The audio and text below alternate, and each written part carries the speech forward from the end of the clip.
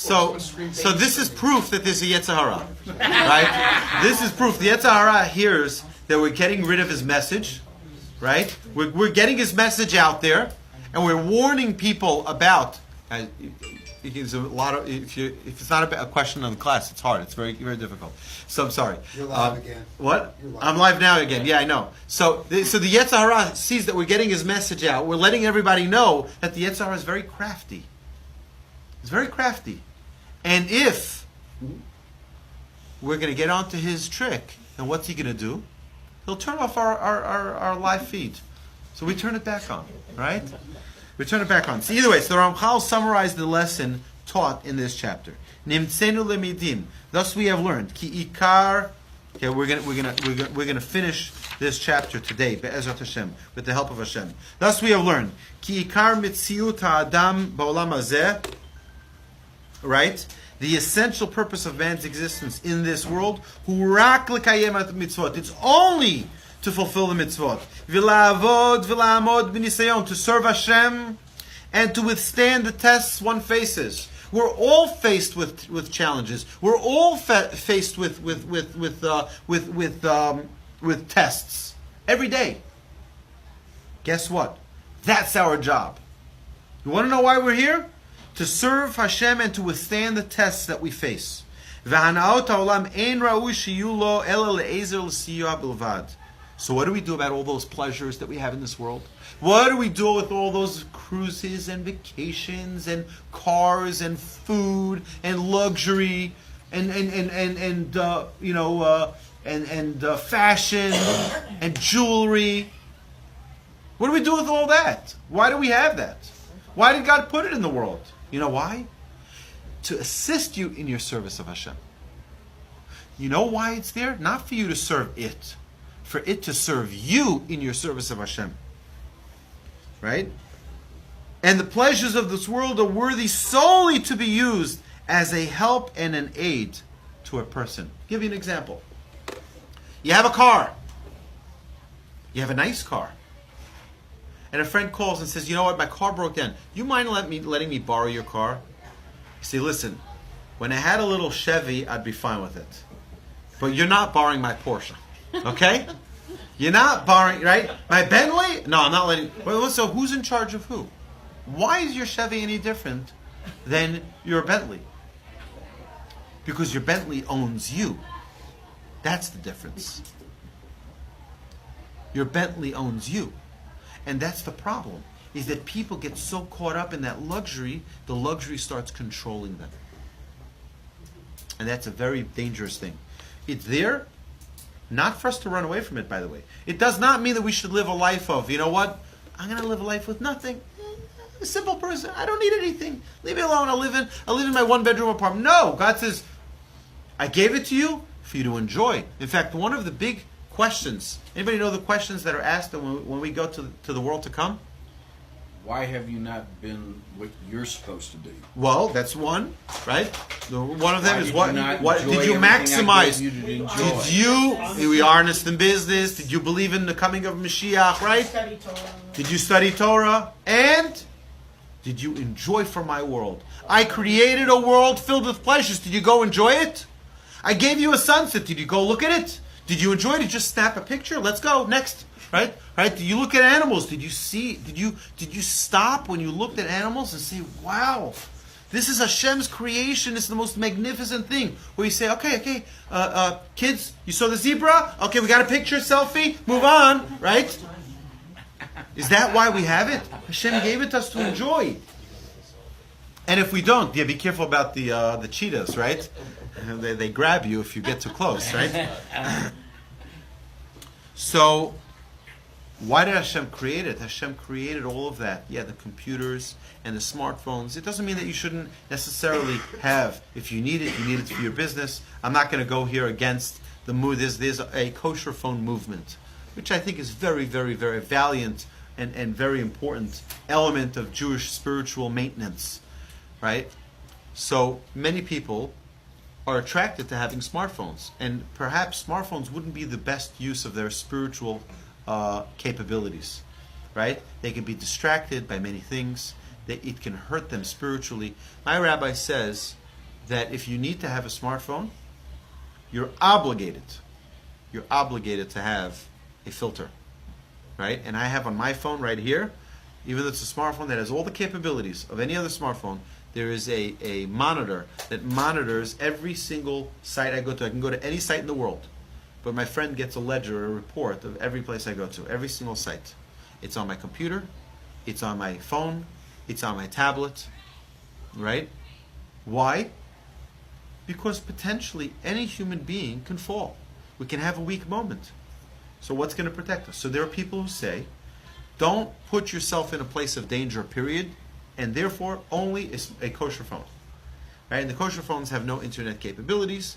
You can get your text, you can get whatever you need for your job, for so on and so forth.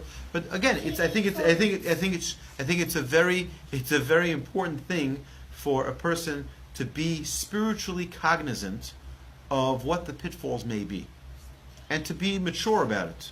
Not to say, you know what, I can send my son, I can send my child, and nothing's going to happen to them because they're spiritually mature. That's a very flawed way of thinking. The Torah knows the reality of humanity. Humanity is capable of falling. We all are capable of falling. We need to have protective measures to protect ourselves. So, what the Ramchal is telling us is that we have tools that God is giving us throughout our lifetime. Use those tools. Don't abuse those tools. Okay? They're there. The pleasures of the world are worthy solely to be used as a help and an aid to a person. Nachat ruach v'yishuv, so that he has the contentment and peace of mind. Yeah, good vacation. It's very important to have a good vacation so that you can continue doing your diligent work in Torah study. You can continue to serve Hashem. You continue to fight the battle of spiritual deprivation that we're facing in our world. Yeah, so you need to take a break sometimes. Go on a good cruise. Go on a good vacation. Make sure, obviously, that we're not falling in our spirituality, but making sure that we are using it for a right and righteous cause. In order to be able to free his heart to focus on this service that rests upon it. Meaning, we're here for a purpose. Let's not get carried away. Right? If we get carried away and all we're thinking about, the only thing we can talk about is about our cars and our riches and our materialism and our vacations, then it's taking full control of us instead of us using it as a tool to connect more and be holier. Based on this synopsis of man's purpose in this world, Ramchal responds to the second question that he posed at the beginning of this chapter. What should man's outlook and ambition in everything he strives to achieve throughout the entire life? So like this. Today, right, we're going to leave here. We're going to leave the class. We're going to say, wow, that was a terrific class. Hopefully. Okay. If I pay you enough money, maybe you'll say that, right? But, right? So, Ramchal's teaching is just earth-shattering. It's amazing. It's unbelievable, okay? Okay, now what? Oh, so now what do I do? So put it into practice. How do we put it into practice? How do we put it into practice? Now the Ramchal is going to tell us how to do that.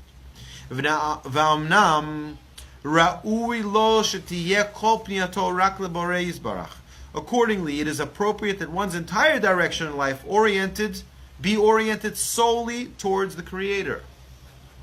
And should have no other purpose in any action that he undertakes. Meaning, I'm going home. I'm going home so that I can serve Hashem. By the way, my rabbi asked me. He asked me once, he says, the act of kindness, we emulate Hashem. He says, where do you do the most kindness? So most people would say, my rabbi was asking me this to test me. I said, at home with my wife. He says, that's correct. He says, I was afraid you were going to answer with your community. The most kindness a human being can do is in his own home, with his own wife. It could be doing the dishes. It could be cleaning the table. It could be sweeping the floor. It could be setting the table. It could be preparing the food. It could be many different things. But more than all of that is the kindness a person doesn't do with his house. He does with his wife. It's the compliments. It's the spending the time. It's the encouraging. It's the building. It's the compliments. It's the affection that one shows. It's doing service of Hashem. Hashem says, be selfless. That's the job. In marriage is to be selfless. To give the proper attention. It's not about me, it's about her. To give the proper appreciation. We love to take. Do we love to return favor? To thank. To show that we acknowledge and that we appreciate. The greatest place for us to do that act of kindness. So when we go home, we're not going home, oh my goodness, what am I going to do now? She's going to ask me, right? I have people tell me this, like, you know what, it's okay, every minute I'm here, I'm not home, it's good, right? I've had people tell me this, I'm going to go home, my wife's going to kill me, right? That's not a way to live life, right? When we go home, it should be a place where we serve Hashem. Yes, by the way, in the love that we display to our wife, that's also a service of Hashem. In the physical relationship as well. It's a way of serving Hashem. When it's not about the me. When it's not about the I. So, our whole mind needs to change. You know what? I'm calling someone in business. Why am I calling them in business? Why am I closing this deal? For what? To serve Hashem. You know why? Let's say I make $20 million. Now what? I'll be able to buy a bigger yacht. No. Exactly. I'm doing it for the purpose of Hashem. So I'm saying, Hashem, succeed my ways so that I can continue to do your ways. To learn your Torah. To continue to do the things you are putting me in this world for. Yeah, I might buy a nice car. But I want to serve you. So, Im katan, im gadol. Whether it be a major thing or a small thing, we always have to have that calculation of how is this here to help me serve Hashem. Yes, question. So we hit the lottery, okay? Mm-hmm. And we said we're going to get all this if we hit the lottery. Do we do that? No one said you have to give all. You're not allowed No, to no. give. You're not allowed. Do you know that the Torah says the Talmud says that if you give more than 30% or more than a third, you're reckless. Do people really do that though? What? Do people who absolutely hit the lottery and they say, all right, if I hit the lottery, I'm going to... No. So I'll tell you. No. You're 100% right in your question. No, there's nobody who says if I hit the lottery, I will give the money. It's the people who give the money who will hit the lottery. Okay. All right. Yeah. You have to start giving. God says, you know what? You're somebody I can trust with your money. I'll give you more. Right? God gives a. Let me explain something. Okay. Do you know that it says that if someone is very careful in giving Maaser 10%, they're guaranteed wealth. If they give 20%, they're guaranteed immense wealth. 10%. Well, what's the big deal? It's a tithe. You make $100,000, you give 10. Not $10, 10,000. And if you're careful with every single penny you give of Maaser, it's guaranteed. It's guaranteed. You know why? Let me tell you why. Because Hashem says, listen, I was really going to give you 90,000. You know why I gave you the extra 10? Yeah. To see if you're a good steward of my money. And if you give it out to the people, right, that need it. And if you don't, then you know what's going to happen? Maybe I can't trust you again. Maybe next time I'll give you less money because I see you're not trustworthy, you're not giving it out. Someone says, you know what? I'm careful. I got to give. That's not my money. That 10% tithe is not charity, by the way. That's a tithe. That's God's. It belongs to Him. We give it back to Him for His causes. So, if you don't do it, then something else comes up in your life that you have to spend it on. well, that's also true. Is that God says, you know what? If you're not going to give it, I'm going to take it. Right? Suddenly, you have a flat tire. Suddenly, you have a dent in your car. Suddenly, you have a pipe burst. Or you have this break and that break, and you get a cancellation, and they can't reverse the charge. Whatever it is, right? Hashem, we're not going to benefit. It's not our money. Okay. Whether big or small, we have to. There shouldn't be a thought other than how do we connect to Hashem. And to break all the barriers that separate between us and our Creator. We need to break all those barriers, whatever they are. Remove those barriers so that we can serve Hashem.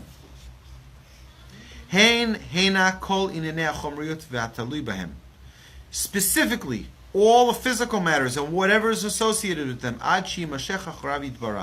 until he is drawn after the Almighty. Just like a magnet connects to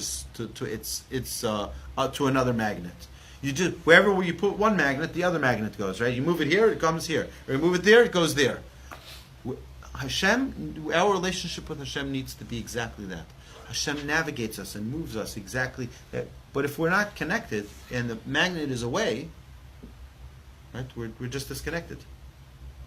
Right? We have to consider ourselves, what are we doing? This business deal, how are we connecting it with the magnet to Hashem? How are we going to, right, wherever we go, whatever we do, how am I fulfilling the service of Hashem? Yeah, and taking care of your family is serving Hashem too. And sweeping the floor is also serving Hashem. And running the errands is also serving Hashem. Cooking dinner is also serving Hashem. Why? So you have more strength to do the mitzvahs. If you don't eat, you can't sustain yourself. You don't have strength. If you don't sleep is also serving Hashem. Right? Sleep is serving Hashem. He likes to serve Hashem. Right? We love you. Right? So he says like this, thus anything that one thinks can be a means towards this closeness. Anything. He should pursue and grasp and not loosen it from his grasp. You have that connection, don't let go. Don't let go. And anything that he thinks can be a barrier to this goal, whether it be his car, whether it be his friends, whether it be his sports. There are people, when it comes, they can do mitzvahs. But 12 p.m. on Sunday afternoon, when kickoff begins, the world doesn't exist, okay? I'll do kindness till 11:59, probably not 11:55, because I got to prepare the chips and salsa. I got to get all the food ready. And the world doesn't exist. You know what? You know what Hashem challenges us? 11:30, you get a phone call. Someone says, I need you to do me a favor.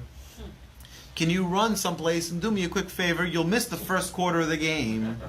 Right? It always happens, right? Always. Why the first? I'm sorry. I can't help you. I'm sorry. I got the game. I have people here. I have things. We prepared for this. We've been waiting for this game. We're watching. We're all a family. Whatever.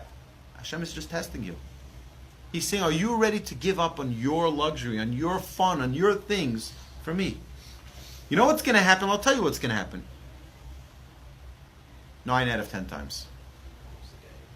No. Your team loses. No. If you say yes, you pass the test right there. You're ready to give it up. They'll call you back 5 minutes later. You know what? It's okay. Everything fell into place. It's a test. Hashem is testing you. Are you ready to give it up? I can't tell you how many dozens and dozens of times it comes up just at the wrong moment. The mitzvah you've been wanting to perform of kindness, the mitzvah you've been wanting to do, just at the wrong time. Really, you couldn't come a different time. Come when I'm not bored, when I'm not busy. Come when I'm not excited about a game. Come when I'm not excited about something. No. I'm going to test you right then. And that's when it's a test. That's when it's a test. So you know what? Is it about me or about my closeness to Hashem? It's a test. Hashem is testing me on this phone call. You know what? I'm going to do it. I'm going to give in. Right? When should I be there? Where should I be there? You go down to get your car. You get the phone call. Never mind. Everything worked out. You didn't miss anything. You will. V'dorshe Hashem, those who seek Hashem, lo yachsuru kol tov. You will not miss out on any good. This is in our print. Can you pass me a siddur, please? The gray little one over there on that shelf, on shelf 22. 22, prayer. This? Oh, no, not that one. Then any of the translated ones. Oh, yes. Yeah, Okay, perfect. sorry. Thank you so much. Okay? Here's the translation to those words. Exact. We say it in Birkat Hamazon. We say it so many times in our daily service. It's a new siddur for me, so I'm not familiar with how they structure the.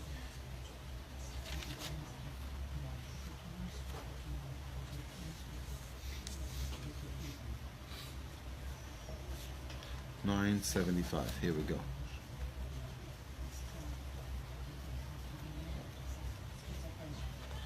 Okay, what does it mean when it says "V'dorshei Hashem lo yachseru kol tov"?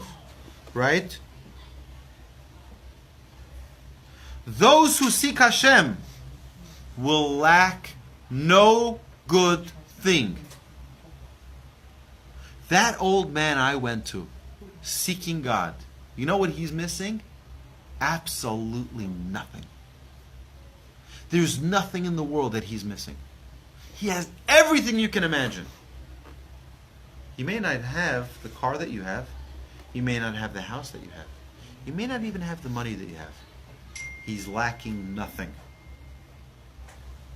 Right? And we're not saying when you connect to Hashem, then you won't need a car. You won't need... No. You'll need your car. You'll have your car. You'll have everything you need. You'll lack nothing. It's all in our mind. I'm going to miss the game. If I do that mitzvah, I'm going to miss it. No, you're not going to miss anything. And anything that he thinks can be a barrier to this goal, how do people run away from fire? They run. They don't stop. Make sure no one's in there, and you run for your life from fire. Why? Fire is hot, right? And it's dangerous. And you run for your life. You run away from something which you think is going to disturb you from connecting to Hashem. What do? Run for your life. Yes, and that even means sometimes ending relationships, right? If you know that having a relationship with someone means that you will not be able to serve Hashem, you have to end that relationship. You know what? The friend may come around. The friend will come around. But are you willing to sacrifice your connection with Hashem for this person? It's a worthwhile question to ask yourself. Right? Or, by the way, it doesn't have to be a friendship. It could be a show. Right? What if there's a television show you feel, you know what? This show doesn't really do well for my serving Hashem. You know one of the worst things for the soul? TMZ. Laughter. Laughter is great in the right. But do you know what these late night shows? They mock people, laugh at people. You know what it does? It makes vacant more vacant. It makes emptiness more empty. Empty people are the ones who laugh at other people. All they do is laugh. They'll laugh at you, they'll laugh at them. Today, there's nothing serious, there's nothing that, right now, it's different. You need to be cheered up, you're down about something. Okay, so that's a different story. Right? But for that to be, I would say that that's potentially a very big challenge for a person's spirituality. Someone seeking Hashem, not sure you find it in comedy shows. Right? Or soap operas. But, so if a person realizes that this is a barrier between them and their connection to Hashem, cut it out. Cut it out of your life. You'll have much more time. You'll have much more time in your life. It's amazing how much time 24 hours is. And if you give 2 away for a show, of which 27 minutes of it is advertising, right? Trying to get you to buy another product you don't need, right? So you literally save your life with an hour here, that 2 hours there. I said yesterday in my class, I said, it's an amazing thing. 3 stores down over here, right? We have the car lot, we have Rabbi Yacobian synagogue, and then we have the oil change.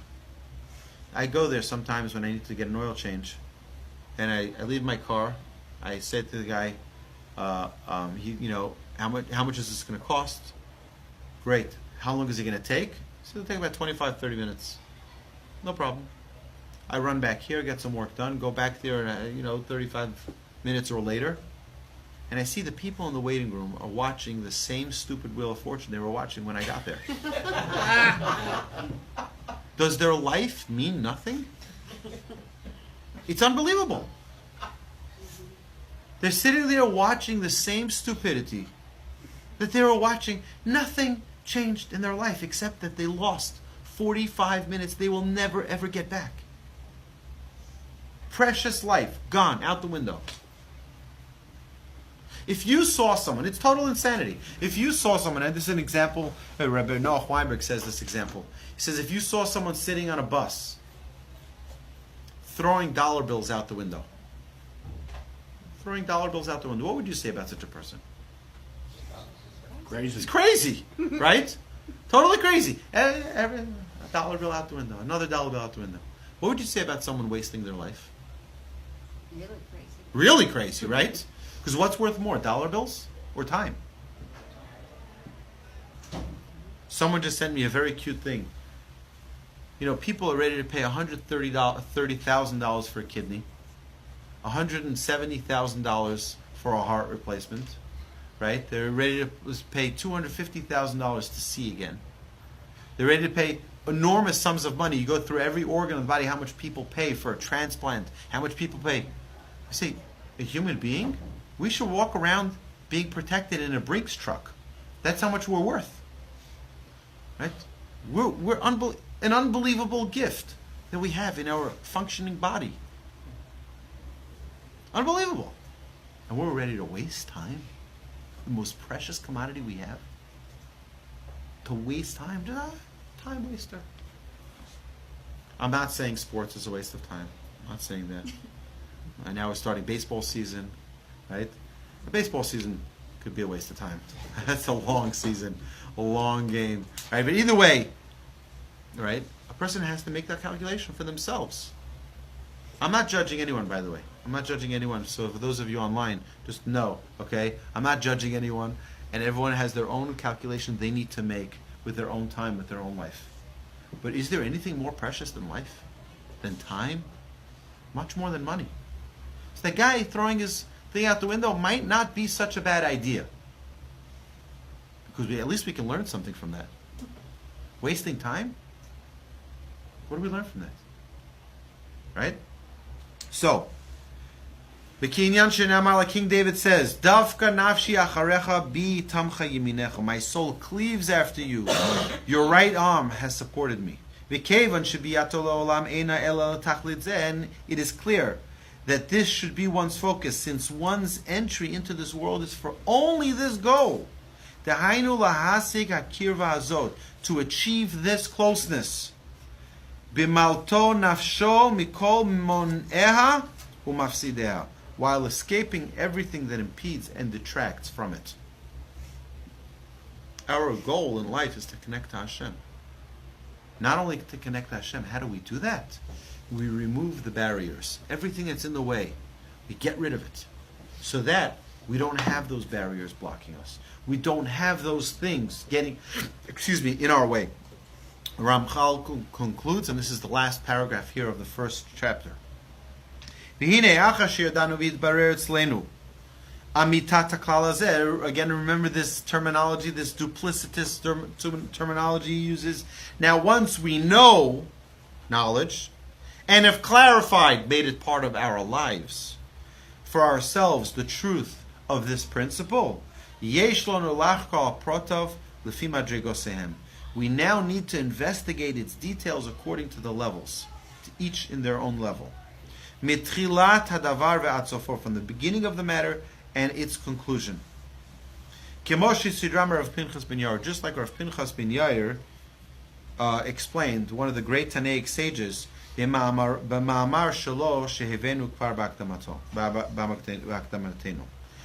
Pinchas ben Yair organized in his teachings, that we have already recited in our introduction. Vehem, and it is as follows. Zihirut, vigilance, leads to alacrity, which is zrizut, which leads to cleanliness, nikiyut, which leads to abstinence, prishut, which leads to purity, tahara, which leads to piety, chasidut, which leads to humility, anava, which leads to fear of sin, yirat chet, which leads to holiness, kedusha. And we will now journey on to explain each of these one by one with the help of Hashem. So that concludes the first chapter of the Mesilat Yesharim, and hopefully next week we'll get started with understanding each of these levels so that we can get on a ladder of growth. So it's not just learning about where we need to go, but how do we get there? Yeah, we need to grow. We need to really get really high up in our connection with Hashem, so that everything, even the mundane things that we do, should be spiritual. Yeah, even doing carpool can be spiritual. All we have to do is connect ourselves to it. Right? Eating could be spiritual. All we need to do is connect to it. The problem is that we become robots. And we just do. We just do. We're on autopilot. We've got to take it off, like they're doing now. They're calling for Boeing, for the FAA to take Boeing 737 MAX 8s off the line. Why? Because there were two tragedies that happened in the past 6 months, right? Maybe we have to take ourselves off the regular routine line. There are things we do. Why? Because it's Tuesday, and Tuesday I eat salmon. Why? Because that's the way I do it. Why? Maybe we should evaluate why we do things. Put everything under the microscope. Why do I do this? Evaluate. Maybe I could just infuse a little bit of holiness into my food by making a blessing. Maybe I can infuse a little bit of holiness by not only saying a blessing, but thinking my food now will help me serve Hashem. Maybe I can infuse a little bit more spirituality in my regular routine. I go to synagogue. Why am I going to synagogue? To talk to God. Oh, so maybe I should talk less. Right? Maybe I should find a place where I can focus better. Right? Maybe I should leave my phone in the car. Right? We have to think of everything that we do. Why do we do it, and how can we make it more holy? And that's the journey we're going to continue hopefully next week. My friends, thank you so much for joining us tonight. To all of our friends online, we miss you here. And for those who are here and want to go into the food and cocktail demo by the magnificent S.D. Wolbe, who happens to be my cousin, okay? And it's funny because my whole life I grew up people asking me about my grandfather. Oh, you're related to Rabbi Wolbe. And recent years, I've had people say to me, oh, you're related to S.D. Wolbe? Right? Right. So she has 3 different avenues. She has cooking with tantrums. I think it's the tantrums of her children, right? Right. So cooking with tantrums. That's her Instagram, and she has her Facebook, which is I don't cook, but I give out recipes, right? Which it has about over 30,000 followers on her group. It's unbelievable. And her Instagram is also through the roof, and she has her own blog called. What's her own blog? Oh, and she has a show that she has a show that she does on kosher.com called Easy Does It. And it's a cooking show, and she tells them different things. So that's the lady right in the other room. And all of my friends online, you're welcome to come here to the Torch Center. You'll still get some stuff. You'll be able to learn about cocktails and foods and stuff for Purim. Have a terrific evening. Thank you.